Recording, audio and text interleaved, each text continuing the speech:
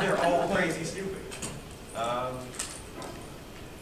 The craziest premise for next season, I think, is the one that we made up on the spot at the last press conference. Was that still? I don't know if we're going to be doing that. The craziest premise we came up with is that Jackson and I have written an entire Liam Neeson action picture in our head. Yeah. So something that's along the lines of Darkman. Yeah. No, more along the lines of whatever movie's coming out where he's fighting wolves with bottles taped to his hands. Yeah. It's exactly that. It's that, except he's an ex-special forces. And vampires ride wolves. Yeah. Oh, like And his plane crashes in the middle of Like a Euromancer or something. He's going to pick up his child bride in Russia. going to get my child bride. Yes. You're not supposed to ever like him, that he bought a 14-year-old online. Well, you never know that at first. You just, oh, this guy is a picture, and I just want to see it one more time. Yeah, you know? He's in the back of the plane. She's the best thing that ever happened to me. And the plane crashes. Yeah, the plane. I'm obsessed with her in a mattress in a car. So the plane crashes, and he's in the back of the plane for the whole first act, 3 acts. And then finally he stands up. Fortunately, almost everybody else on the plane is ex-special forces. Yeah, they're all being picked off by Draculas that ride wolves. Yeah. And then he finally stands up and goes, "We got one bone guy up." Yeah, and he starts taking the corpses that they've been eating and makes a suit made out of bones. Yeah. So you got like armor, so you can fight the Dracula. Old, super tough, taken kind of Liam Neeson in a suit made out of bones. He comes at blood dripping off. And he makes weapons out of the commemorative shot glasses that he's been buying in every airport. For his child bride. She loves me. She's always wanted to see Madison. Yeah. So at the end, we don't know if Liam Neeson at the church finds out that his child bride is a vampire. That's probably a good twist. Because right when he crosses the border, there is that terrible mattress in this like room with armed guards. So when I make love to my child bride, and if she could either be a Dracula or it's this terrible sex scene of an old Liam Neeson just driving into a horse show. We'd lose a lot of any sympathy that we had, but it'd be like the best scene ever. Yeah, the tagline, bone up. Bone up! Yeah, because he wears it so So we're going to rate that for the next year and like maybe make some good quotes. Yeah, we don't know. I'm so interested in this Liam Neeson thing. He's such a great action star. Oh, we can have a sequel, like a spin-off kind of thing with the girl. Yeah, right. I was raped by Liam Neeson. That would be the tagline. I was sold to Liam Neeson, who then drove into me for half an hour. But I have to pick up where his work left off. Yeah, I owe it to him. Yeah, he paid for me. And Liam Neeson is signed on to just do the flashback scenes of him, like he's killing his own battalion and making a suit out of bones for him. You can't do that, Sergeant. Yeah. That's what we're going to do. And he's in a Jarrell costume for no reason. Yeah. just the wig. She loves Superman. I'm doing it for her. The comic books like all children do. What is the secret that become very popular when Black Brothers in other countries such as Latin America? What is our opinion on that? Fucking awesome. I saw Adventure Brothers that was dubbed in Spanish, and yeah, it was awesome. And they shanked Dr. Girlfriend, which I thought easy voice to do, but they got a guy who sounds just like Doc Venture, but speaks Spanish. It's like a voice you can't do. It's James Urbaniak's speaking voice.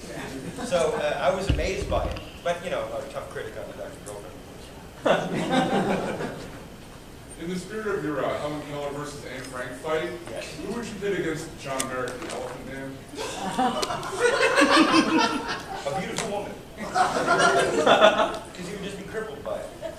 The way I understand the myth, which is... Because beauty can tame the beast. Yeah. The way I understand the myth, which is from the movie by David Lynch, is that he's just crippled by beauty. Oh, my friend. Oh, my friend.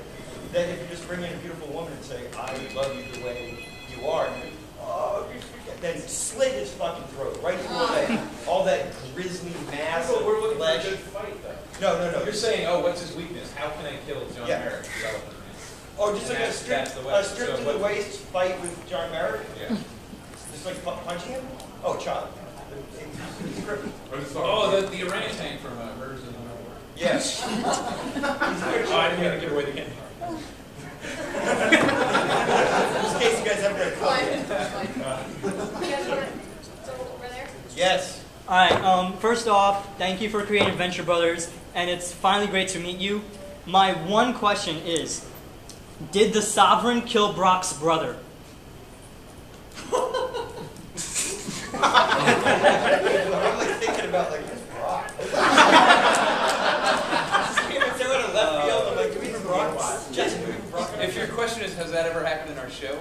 No. Have you ever like thought about it? Like, I just did when you said that. We'll give it some thought. You better. Thank you. One of the things that's unique about your show is that, unlike lots of the cartoons, is that you actually have characters who grow and change over time, which made me think a lot about, do you actually have character story arcs planned from early on, maybe not season 1, but from early on in the show that you're now working on to get them from point A to point B in there? We have some larger arcs, we have smaller arcs, we have some arcs that don't exist till we write a script, and then we have to retrofit an arc. So we have kind of do it season by season. Like we do definitely start a season going, where do we want these guys to go?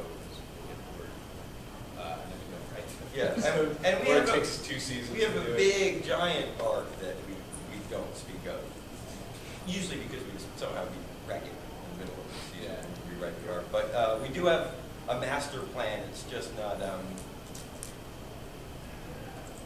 Yeah, we have a master plan. You think about it like that. That'll make you feel better, right? Yeah. There's a master plan. Yeah, I promise.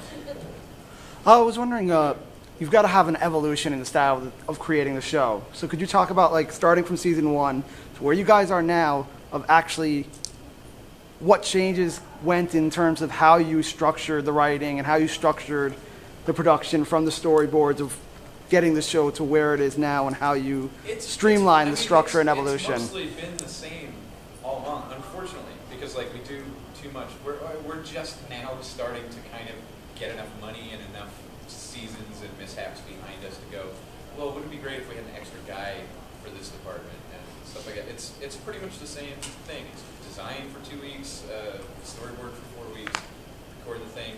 Everything stays the same. It's just like who you get for those jobs, and getting people to help like co-direct and crap like that. So we got a lot of boxes in the Astor base. We have all these boxes of like leftover T-shirts and layout drawings, and you can't see the big board, which is where we put all our information. Okay. It's frozen our ability to write the season. Well, then in a follow-up, just a quick follow-up. Clean the Astor base is a question. Yeah. In a quick follow-up, how do you 15 boxes of layout drawings? How do you choose? How do you figure out who to have storyboard each season? Like, I know you change all the time. Then, in terms of that evolution, how do you decide who's coming in and how that? Is there a availability? How happy you were with somebody's work the year before? Like how much you had to fix a dude's stuff?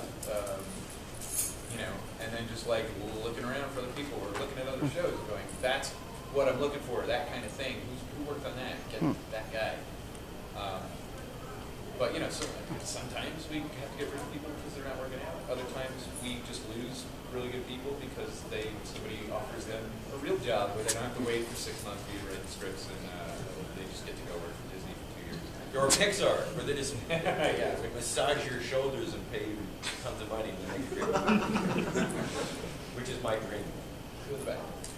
Last year, you gentlemen had Kevin Conroy on the show as a guest star. You're fairly excited to work with him. Do we have anyone else coming up this year voicing that you're? We don't know yet. We're just writing right now. We'll have so somebody. if the characters call for it, I'm trying to figure out who to cast for one of the scripts I wrote. We'll find somebody cool that wants to be on our show and makes us look cool. Both would be fucking awesome. Both would be great. You again. Me again. How are you? It's good to see you again. I've got 2 questions. One's for Jackson specifically, just kind of going way back to the past, and then that might not be for the 2 of you, so it's a good thing. But Matt was wondering a little bit more about. Matt is her boyfriend. Matt is my boyfriend. Lived in my neighborhood when I was 14. And tried to teach it Dunson's grad. Tried to teach me Dunson's. What could not catch a Nerf football to save his life? Oh, I have to tell him that. I just called him. He wants to know if he did a great business. So he's a bit of a crybaby. So I can. Well, but he wants to know, a little bit more about, if you remember way back when you first started doing the Lake Intervale clam-bake posters. Yeah. And if you happen to have any of those on hand at all, ever, you know, if you still have any of those on hand or anything, he knows that he just threw all his away. He's not Right. I do have a portfolio that still has embarrassing flyers I did. Like, I don't know if I have any of those. But I would do flyers for like my dad's ski trip and stuff like that. Yeah, neighborhood parties. Some. I don't think I have anything interesting. But the other one, Jan wanted me to ask a little bit about the origins. Does this look like it's floating? That's a little floating. They're brothers. Don't scream, don't run. I'm not a magician. That's all I'm doing. Okay. Were you panicking that I have the powers of taking my hand and doing this? No. Well, then I failed. You just failed. No, it looks pretty good though. So what does Jan want to know now? Jan wants to know a little bit more about the origins of your writing. When you first started writing, for the two of you basically, what were your base motivations? I know I was told that, you know, Jackson started writing very, very young, and you know what some of the motivations were, but what are some of your base motivations for writing when you began, and then when you go into it now? What are some of the things that you really, really want to hit? Funny. I like to hit the funny. I'm not as worried about spelling as I should be. Well, I proof your scripts. Yeah, he has to proof my scripts after I proof them, and then I'm massively dyslexic. Probably.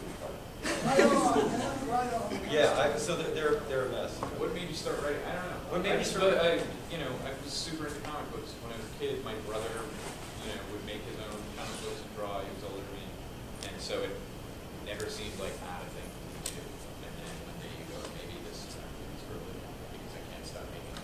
So one guy in the library comes up to you and says, hey, that's kind of cool. Let's go do a Yeah, and I have no friends.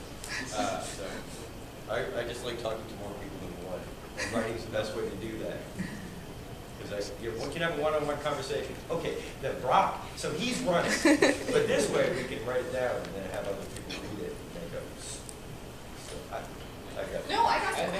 now it becomes a place to spill out like my memories. Like I kind of have to be obsessed with still writing a script or just a location or something like that or a building. I got to put that in the show. Now I got to make all the reasons for that movie. I made a hasty purchase of a large boat, and now I have to. My child bride has expensive taste. Shot glasses. A huge boat. The blue shirt. After 4 seasons, and definitely, as you mentioned earlier, starting off being influenced by Johnny Quest and perhaps some use of the Jenny Drugs.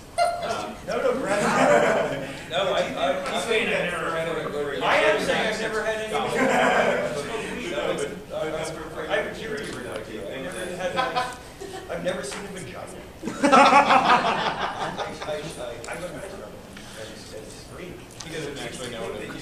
After so many seasons of the minors, oh, never mind. I seen a vagina. I thought it was something else. I was way off base. I've seen many of those. Yeah, I thought it was something else. I'm sorry. What was I thinking of? Do you think that it's for that space that Johnny Quest held, that you guys have introduced a lot of these topics and ideas for a new generation as well that has come to grow up with Adventure Brothers now? Right, we pushed the Questian dynasty into this brave new. Where's your question? I think so a little. Yeah, I'm jazzed to bring that back because that's what bummed me out about Johnny Quest was it was like a genre that never caught on. But for us, it was like it overlapped all the other genres, so it just seemed like, oh, you could keep going. Yes, supervillains, but we'll here also. And I miss that kind of enthusiastic, go science kind of thing, as opposed to